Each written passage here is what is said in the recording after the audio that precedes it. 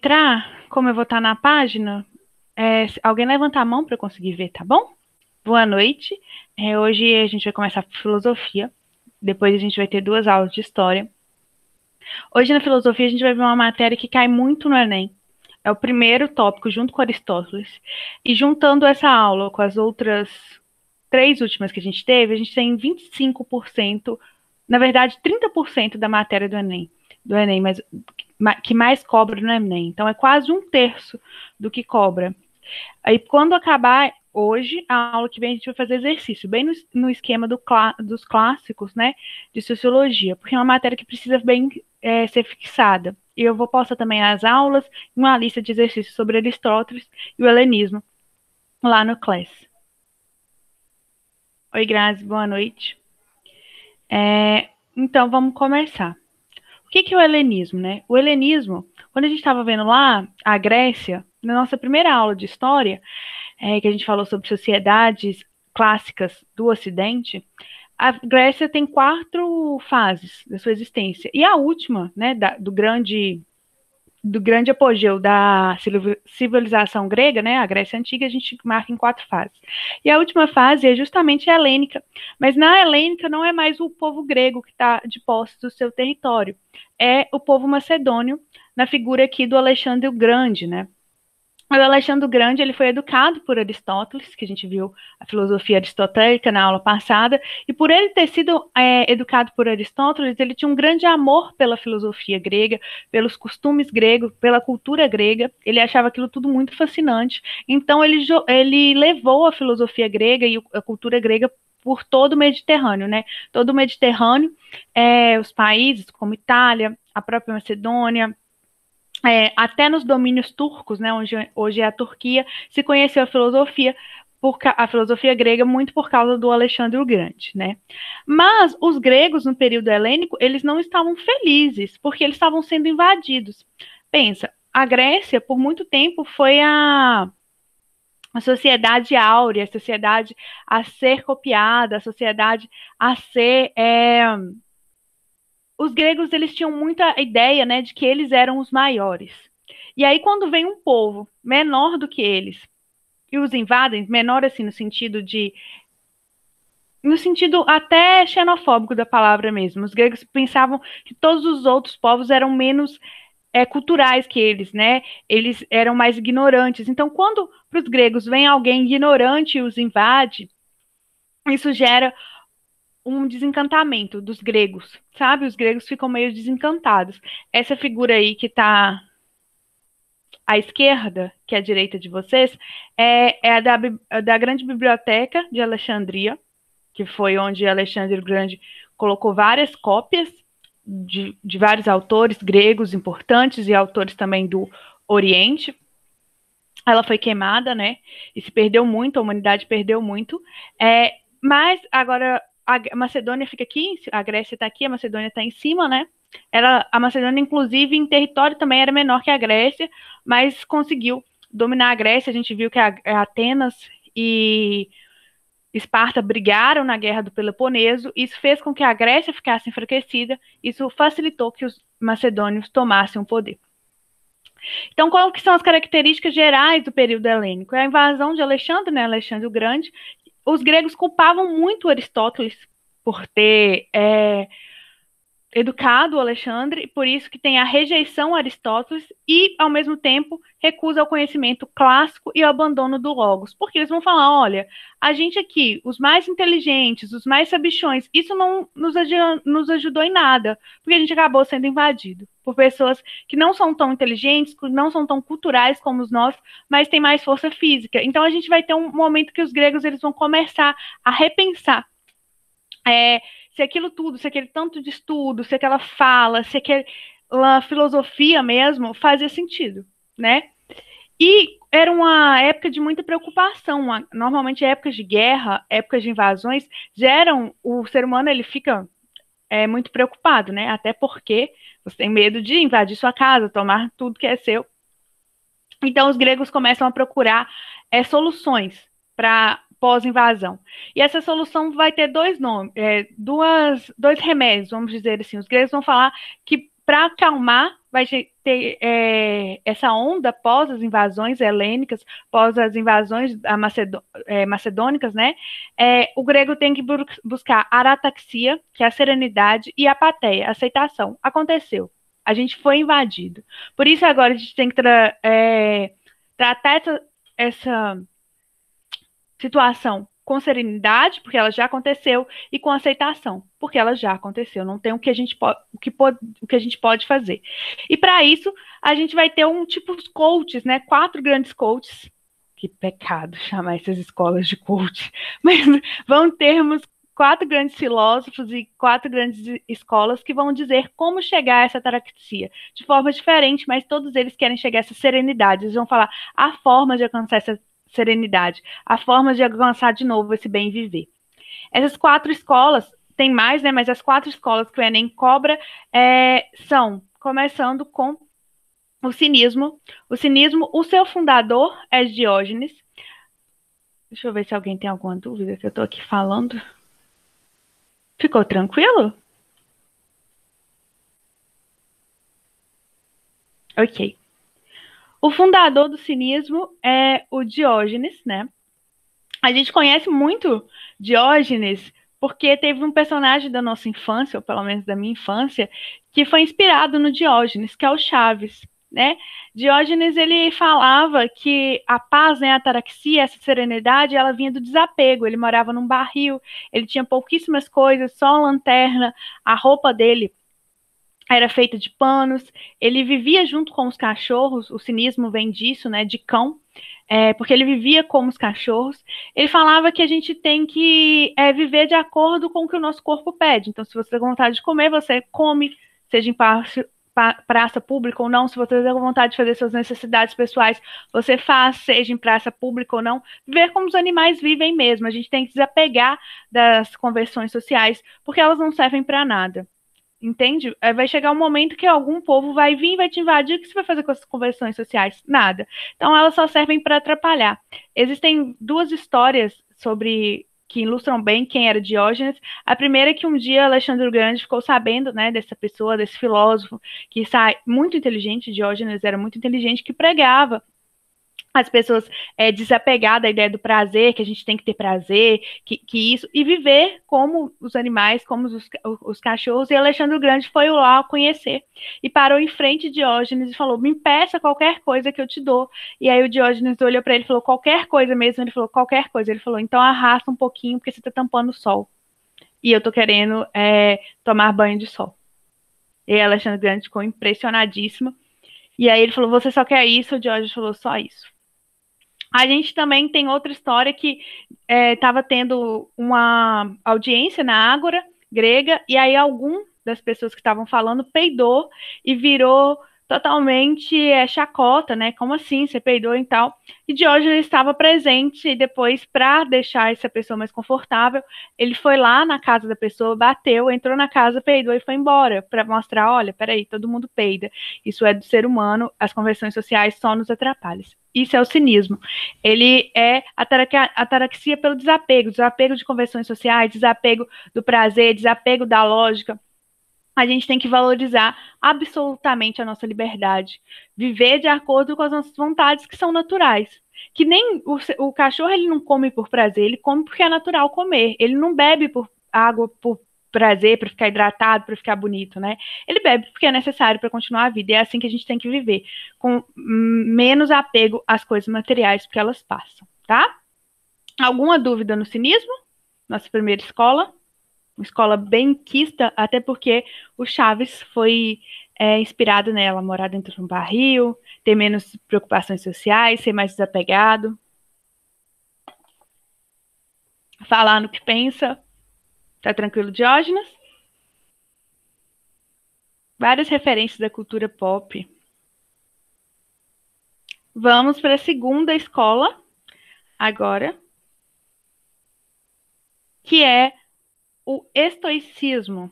O estoicismo, quem funda ela é o Zenão de Cito. A gente viu já lá atrás, nas primeiras aulas de filosofia, o Zenão de Eleia, que vai degladiar, né, o primeiro grande conflito da filosofia com o Parmênides. Esse é outro Zenão, Mas tanto o Zenão de Sítio quanto o Zenão de Cito e quanto o Zenão de Eleia vão usar o rio, tá? O Zenão de Cito aqui, da escola estoicista, ele também vai falar que a gente tem que ser como um rio, que tudo flui. A atarexia dele vem através da aceitação. A serenidade do homem, a calma do homem vem através da aceitação. Aceite sua condição, tá? Vem daquela palavrinha que hoje está usando, que a gente está usando muito, resiliência. Você está naquela condição, tente fazer o melhor nesta condição. Seja resiliente. Porque essa condição pode até mudar, né? Pode melhorar e tal, mas enquanto você estiver nessa condição, não tente lutar, não tente, vamos pegar em arma e expulsar os macedônios. Não, vamos conviver com os macedônios, fazendo o melhor que a gente pode fazer, convivendo com os macedônios. Ele vai pregar um respeito total à natureza, um filósofo muito bom para ser usado, se a redação for sobre questões ambientais, ele vai falar que a natureza nos ensina a aceitar as coisas, por isso ela é nosso grande mestre. Uma árvore, ela não reclama da hora que ela nasce ou da hora que as folhas começam a cair, ela aceita o seu percurso, e ainda assim ela nos dá bons frutos, né? Ela aceita a hora que ela é germinada, até a hora que ela deixa de existir, e ainda assim ela dá bons frutos. A gente não tem que ser como o rio, que flui, que vê os obstáculos e passa por ele, sem querer mudar o seu caminho até o mar. O ser humano, ele tem que entender que ele é uma parte de todo, ele não é maior do que um todo. Isso reflete muito a época que ele está vivendo, porque em alguns momentos o grego achou que a civilização dele era mais importante, porque eles eram muito, na cabeça deles, mais evoluído que as outras civilizações. E aí, com as invasões, o grego olha e fala, não, a gente é só mais uma parte do todo, inclusive mais uma parte da natureza. E você tem que ter uma tranquilidade imperturbável com o destino. Exatamente ser como o rio. O rio não tenta não chegar ao mar. O rio chega ao mar, apesar das pedras. Então, o que for aquela frase, eu não sei se vocês já escutaram, aquilo que for para acontecer na sua vida vai acontecer, não precisa você chorar, não precisa você gritar. Isso tem um poezinho lá no estoicismo, que diz que o seu destino vai acontecer, você não tem que lutar para não chegar ao mar. Você tem que chegar ao mar, e você vai chegar ao mar apesar dos seus desafios. Então, aceite o seu destino. Viva de forma mais positiva no lugar que você está. Ok? Não é uma aceitação de braços cruzados, não, porque o rio, ele chega ao mar porque ele também flui, ele faz o seu caminho, mas ele aceita o caminho dele. Tranquilo, estoicismo? Bonito, né? Eu gosto muito das aulas de helenismo. É o meu top 3 das matérias de filosofia. Tá tranquilo? Vamos, então, passar para a terceira escola, que é a escola do ceticismo. Eu amo essa imagem, porque o Pirro tá assim, mostrando o que é ceticismo. Ah, tá, querida. Uhum. Então tá bom. Porque o ceticismo é a dúvida. Você não tem certeza eterna. Então para com essa preocupação. A atarexia vem pela dúvida. Essa ideia de que tem verdade absoluta, que existe algo que é certo, isso é balela. Sabe? Qual que era a verdade absoluta antes? Que nenhum povo ia nos abater, e a gente foi abatido. Então, não tem isso de verdade absoluta. Olha como as escolas helênicas rejeitam os clássicos, né? O Sócrates, o Platão e o Aristóteles, eles tinham pavor aos sofistas. E os sofistas eram o quê? Céticos. Eles também não acreditavam que tinham verdades absolutas. E aí vem, no período helênico, o Pirro e resgata o ceticismo, de que não tem verdade absoluta, a gente não tem que buscar essas certezas eternas. O que o ser humano, para ser feliz, ele precisa fazer? Ele tem que trabalhar as ambiguidades, porque as ambiguidades são constantes. Pode ser que dê certo, pode ser que não dê certo. Se der certo, vai estar bom. Se der errado, vai estar bom também. Tem até uma música sertaneja que fala: se o rio encher, é bom também. Se o nosso time perder, bom também. Então, independente do que vier, tá bom, porque não tem essa verdade absoluta. Isso de que, vamos chegar tal dia, tal hora, em tal resposta. Isso só traz preocupação, não traz felicidade, tá? A continuidade constante da investigação, isso é uma característica do ceticismo que a gente vai levar, inclusive, para a modernidade, mas aí já não dentro do ceticismo, sim do dogmatismo, né, da verdade absoluta, que você tem que entender, procurar por que aquilo está acontecendo. Ah, mas isso acontece por quê? Porque quando você vai procurando, você vai vendo que não tem verdade absoluta. Fica mais fácil de aceitar. Assim como o cinismo, o pirro, né? Ele despreza o prazer, essa ideia de que a gente tem que comer para se sentir bem, a gente tem que se vestir para se sentir bem. Essa busca do ser humano para o prazer, para eles não fazem sentido.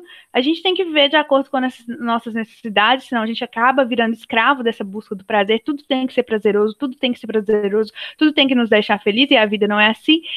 E bom você algo também que te ajuda a manter a paz é constante suspensão do juízo. Será que isso é certo? Será que isso é errado? Já que não existe verdade absoluta, não existe certo e errado. A gente não tem que ficar pensando, nossa, isso é certo, nossa, isso é errado. Nossa, peraí. Isso não tem que ser pensado, porque a gente acabou com essa ideia de verdade absoluta. Esse é o pirro. Tranquilo?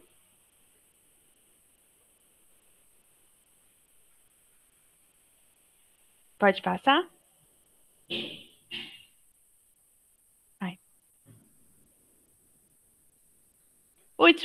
A última escola e a minha favorita, Epicuro, o epicurismo. O Epicuro vai falar que a ataraxia vem de um remédio, o tretafármaco, o 4 grego aí aparecendo, né? O 4 para os gregos, como eu falo em quase todas as aulas de filosofia, é o número da perfeição. Então, é o tretafármaco aparecendo aí, que a gente vai ver o que é esse tretafármaco.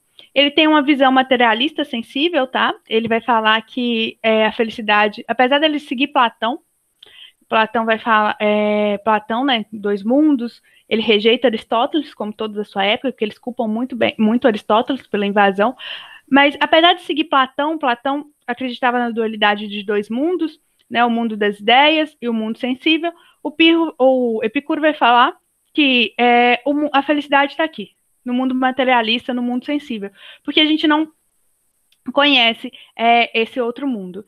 Ele é seguidor de Demócrito, que foi discípulo de Platão, e o Demócrito ele também vai ter essa visão materialista de se concentrar neste mundo, apesar de talvez aceitar a existência de outro mundo, porque Aristóteles falava que isso não existia, eles já vão aceitar a existência de outro mundo, mas também vão se concentrar neste mundo.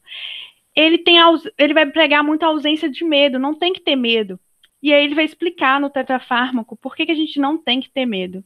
E eu acho essa visão do Epicuro fantástica. Porque a gente tem que viver sem medo. Porque, primeiro, a gente não tem que temer a morte.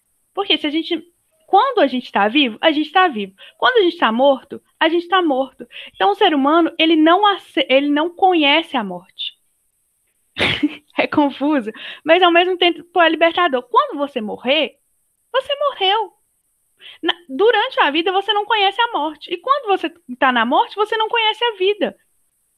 Entende? Por isso não tem que ficar com a preocupação, que dia que eu vou morrer, quando que eu vou morrer, porque quando isso acontecer, acabou, não tem o que você fazer.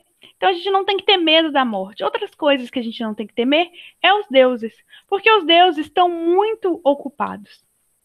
Os deuses, eles têm várias coisas para eles resolverem. Crises climáticas, crises deles lá mesmo, os deuses gregos, eles tinham várias questões. Então, ele não vai estar preocupado em atrapalhar a vida da Maria Cláudia. Ele não vai estar ocupado em atrapalhar a vida do Caio, entende? Então, assim, não tem que temer os deuses. Eles têm mais coisas para fazer do que cuidar, atrapalhar a sua vida, te punir. Ele vai falar que o ser humano ele tem que viver com prazer. Mas o prazer de Epicuro é racional. É um prazer que vai te dar vantagem a longo prazo. Então, o prazer para ele é ler um bom livro, escutar uma boa música, ter uma boa conversa filosófica. Por quê? Porque isso te traz prazer. Bons frutos lá na frente. Para ele, não é prazer, por exemplo, você sair por aí bebendo bastante vinho. Porque isso não vai te dar um fruto lá na frente, né? Isso vai te trazer problemas. Você vai perder dinheiro, provavelmente você vai perder casa. Se você constituir a família na Grécia, muitas pessoas poderiam perder família. Então, o prazer que o Epicuro traz é o prazer racional. Por que isso tem que ser dito? Porque muitas vezes o aluno associa o epicurismo com a escola que prega o prazer. E aí fala assim, Qual prazer? Ah, qualquer prazer. E aí aparece lá na prova do Enem, Epicuro dizia que as pessoas tinham que viver com absoluto prazer, e esse absoluto prazer pode ser festas, bebidas, e a pessoa marca assim. Não. O prazer que Epicuro fala é o prazer racional, o prazer que vai te dar bons frutos a vida inteira. E o último passo do remédio, né, que é de 4 partes, é que o ser humano tem que aprender a suportar o mal. O mal vem para todo mundo, não porque o Deus, porque o Zeus, por exemplo, né, tá te castigando. Não, ele vem porque acontece coisas boas e acontece coisas ruins. Os seres humanos que vivem com ataraxia, com serenidade, são aqueles que sabem passar pelo mal, suportam o mal, são resilientes. De novo, a palavra resiliência aparecendo. Mas eles são resilientes. Eles conseguem passar pelo mal porque eles sabem que tudo passa, inclusive o mal. Esse é o Epicuro, com as 4 pílulas da felicidade para ele. Imagina se Epicuro tivesse uma rede social hoje, no Instagram, fizesse um livro, As 4 Pílulas da Felicidade. Gente, Epicuro ia ser um sucesso no mundo de hoje. Ai, ai, coach Epicuro. Tranquilo? Alguma dúvida com um dos nossos coaches gregos?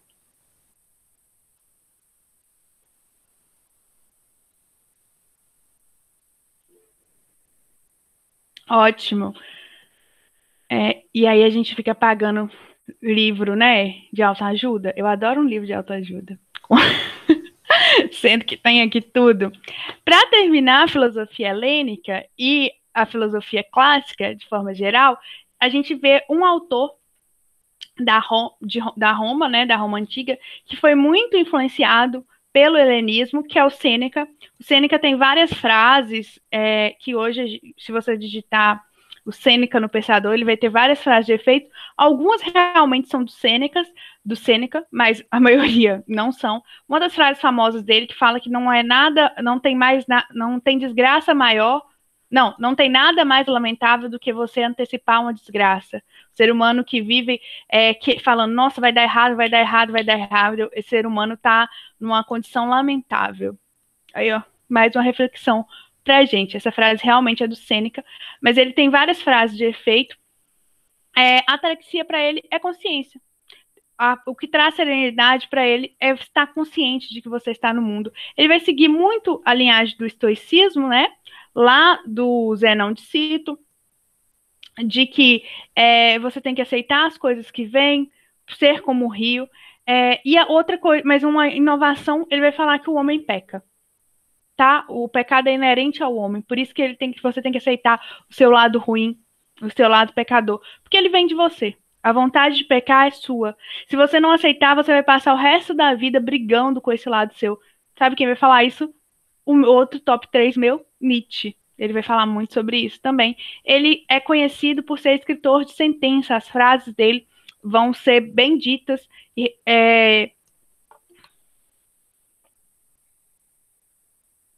Oi, Gabriela. As frases do Sêneca vão ser bem propagadas durante o Império Romano, tanto é que ele vai ser até assassinado. E aí ele vai ter várias sentenças falando como chegar à felicidade, falando como essa busca também por grandes conquistas é uma busca exagerada, como o ser humano tem que estar consciente daquilo que ele está vivendo agora, prestar atenção ao seu redor, não ficar procurando, não ficar antecipando, não ficar buscando esse sofrimento, porque o Sêneca vai falar que muitas vezes a gente busca o sofrimento, porque a gente quer muito antecipar as coisas. Por isso a gente tem que estar consciente e aceitar que a gente erra, que a gente peca, porque o pecado também é uma condição humana. A gente tem um lado que entende coisas certas e um lado que entende coisas erradas, e aí às vezes a gente vai fazer coisas erradas e tá tudo bem. Como diria os jovens do Twitter, tá tudo bem, é sobre isto. O Sêneca seria um tuiteiro, porque ele fazia pequenas sentenças e os livros dele, os manuscritos dele eram sempre em pequenas sentenças. Nossa, ele ia arrasar no Twitter de hoje. Depois o coach do Instagram, o nosso coach tuiteiro. Eles estão se revirando no túmulo e se o professor de filosofia vê essas aulas, eles vão me proibir de dar grandes personagens. Ele ia lacrar totalmente. É isso. A nossa aula também tem mais 2 minutinhos. Alguém tem alguma dúvida sobre esses filósofos. Essa aula é muito gostosa, gente, muito calminha, uma delicinha de aula. Faz a gente pensar sobre a nossa vida, sobre a nossa inconsciência, nossa busca exagerada pelo prazer. Ah, eu adoro essa aula. Alguma dúvida? Não?